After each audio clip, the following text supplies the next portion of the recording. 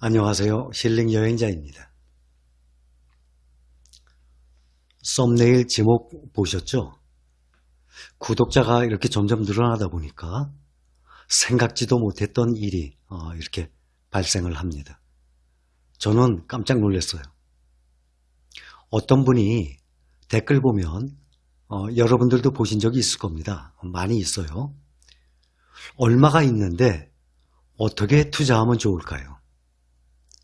그러니까 본론과 서론이 다 있지만 결과는 핵심만 말씀드리면 얼마가 있는데 어떻게 투자를 해야 됩니까?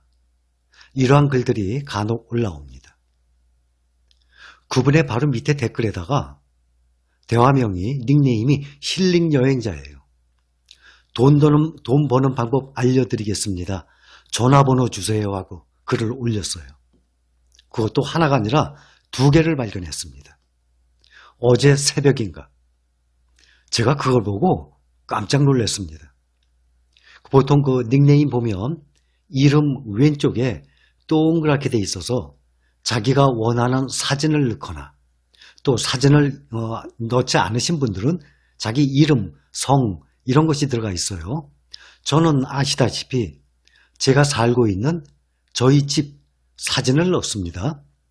그런데 그분이 아닙니다. 그 사람은 이름은 똑같이 힐링 여행자인데 왼쪽에 이모티콘이라 그래요. 그 동그란 거 사진 보니까 강아지 사진이 들어있었습니다.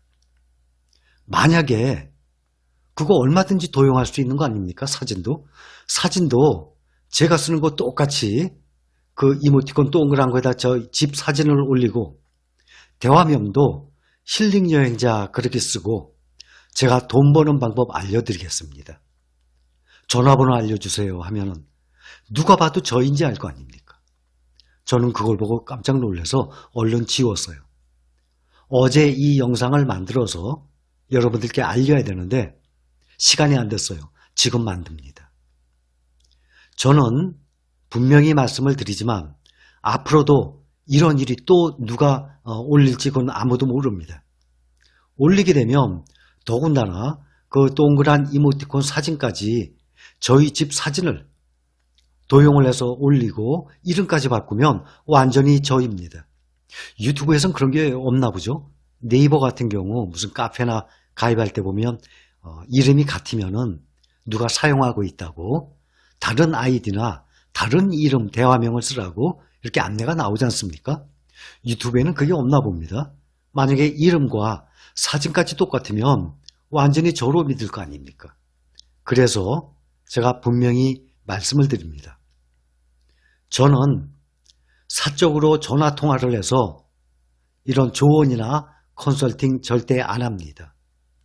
더욱이 회비를 받거나 돈을 받으면서 그러한 컨설팅 같은 행동 절대 안 합니다.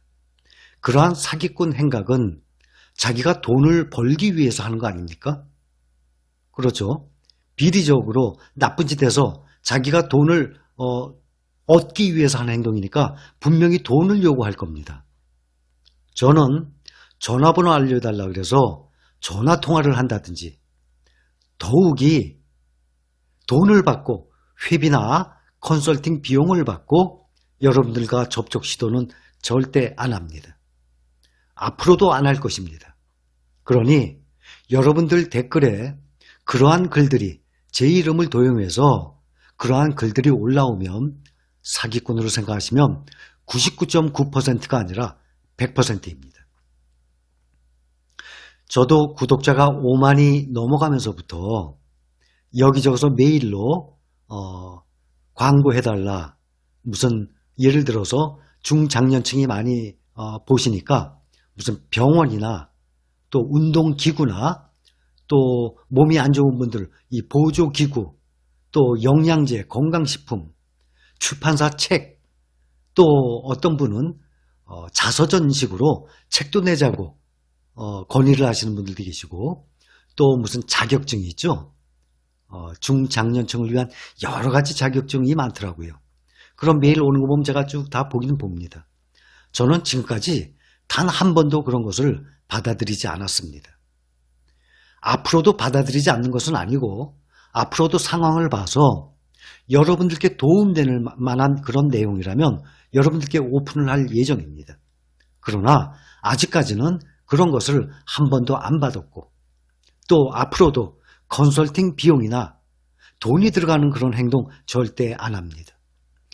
제가 항상 말씀을 드리지만 제가 이렇게 살아오면서 느꼈던 거, 경험했던 거, 생각했던 거 이런 것들을 여러분들과 공유를 하기 위해서 하는 것입니다.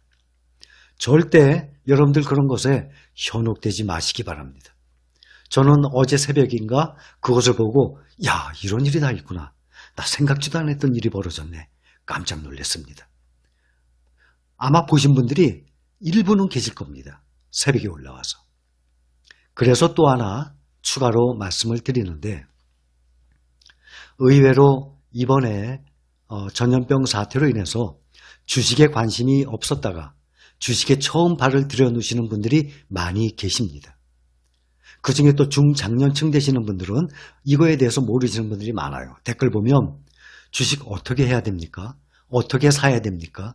아예 아무것도 모르는 초보, 완전 초보인 분들이 많이 계세요. 많이 계시는데 극히 일부의 분들만 댓글을 다신 거 아니겠습니까? 그러니 그 댓글 다신 분보다도 훨씬 많은 분들이 모르시는 분들이 계세요. 그렇게 댓글 달지 마시고 가까운 증권회사에 방문을 하세요. 어차피 계좌 개설도 해야 되고 앱으로 할 수 있으면 더 좋아요. 비대면으로 핸드폰 앱으로 다 개설하셔도 되지만 아예 모르시는 분들은 어차피 컴퓨터나 HTS라 그래요. 홈 트레이딩 시스템. 그것을 배워야 되거든요. 컴퓨터로 하든 핸드폰으로 하든 사고 파는 이러한 주식 거래 방법을 배워야 됩니다. 또 개설도 해야 돼요. 계좌를. 그래서 꼭 뭐 삼성전자라고 삼성증권을 가야 되는 건 아닙니다. 많은 사람들이 삼성증권에 엄청나게 많은 돈이 모여들었어요. 삼성전자 때문에. 그것도 모르기 때문에 그런 거지 아무 데나 가셔도 됩니다. 그런데 한 가지 유의하실 점이 증권회사에 방문을 하게 되면 회사 직원이 권하는 게 있어요. 그 사람들은 그분들의 또 실적이 있거든요. 그러니까 어떠한 펀드에 가입하라. 삼성전자보다 이게 더 좋은 것이다. 이런 식으로 권유를 합니다. 여러분들이 판단을 알아서 하시되 제 생각에는 거기서 권유하는 것보다는 여러분들이 초우량주 1등부터 5등 사이에 이러한 초우량주를 선택을 해서 꾸준히 사 모으시는 방법이 훨씬 좋으리라고 생각합니다. 그래서 아무것도 모르시면 댓글에다가 주식 거래 어떻게 해야 됩니까? 주식 어떻게 사기 시작합니까? 이런 거 올리지 마시고 증권회사 방문하세요. 그래서 가장 기초적인 거를 하나하나 다 배우시면은 누구든지 할 수 있어요. 아주 알고 보면 뭐든지 다 쉽습니다. 그래서 직접 하시고 또 하나 여러분들이 정말 본인이 결정을 못하니까 댓글에다가 제가 이러이러한데 어떻게 해야 되겠습니까? 아파트 대출금을 갚고 있는 중인데 대출금을 갚지 않고 주식 투자를 해야 되겠습니까? 1년 후에 집을 살 예정인데 그 1년 동안 주식 투자를 해야 되겠습니까? 또 어떤 분들은 보험에 변액 보험에 가입되어 있는데 이거를 해지하고 다시 내가 주식 투자를 해야 되겠습니까? 이러한 글들이 많이 있어요. 보세요. 여러분 외에 누가 여러분을 아십니까? 본인이 자기를 가장 잘 압니다. 제가 살아온 경험으로 인해서 약간의 도움의 팁을 드리고 싶어도 그분이 나이가 몇인지, 수도권에 사는지 지방에 사는지, 자녀 관계가 어떻게 되는지, 그 자녀가 몇 학년 몇 살인지, 현재 수입이 얼마인지, 그 수입이 지속성이 계속 수입이 되는 것인지 실직될 수도 있는 거 아닙니까? 또 그분의 투자 성향이 어떻게 되는지, 가장 중요한 재산 포트폴리오가 집이 있는지 없는지, 재산 관계가 어떻게 되어 있는지, 이러한 모든 것을 그 사람의 취향이 어떤지 다 알아도 제가 조금이나마 도움을 드릴 수 있을지 없을지 모르는 상황인데 단순히 본인이 그 글만 쭉 올리셔서 그 글만 보고 누가 컨설팅을 할 수 있겠습니까? 이것은 또 누가 약간의 도움을 드린다 해도 그거에 따라서 본인이 결정을 한다는 것은 위험합니다. 본인은 가장 본인이 잘 아는 것입니다. 그 글자만 보고 그 사람에 대해서 누가 안다고 이래라 저래라 합니까? 또 이래라 저래라 하는 것에 따라서 휩쓸릴 겁니까? 사람이 생을 살다 보면 갈림길이 있어요. 항상 몇 번 나옵니다. 중요한 갈림길이. 내가 살다 보면 이것을 결정해야 될지 이것을 결정해야 될지 그러한 구간이 많이 나와요. 그거에 의해서 내 인생이 완전히 변합니다. 내가 결정을 이렇게 하냐 이렇게 하냐에 따라서 나의 인생길이 완전히 달라집니다. 또 가다 보면 거기서 또 결정을 해야 될 인생의 결정을 해야 할 그러한 구간이 또 나와요. 그러한 구간에서 어떻게 결정을 하느냐에 따라서 나의 인생이 또 바뀝니다. 그런데 그것을 남한테 맡긴다는 것은 위험한 발상이에요.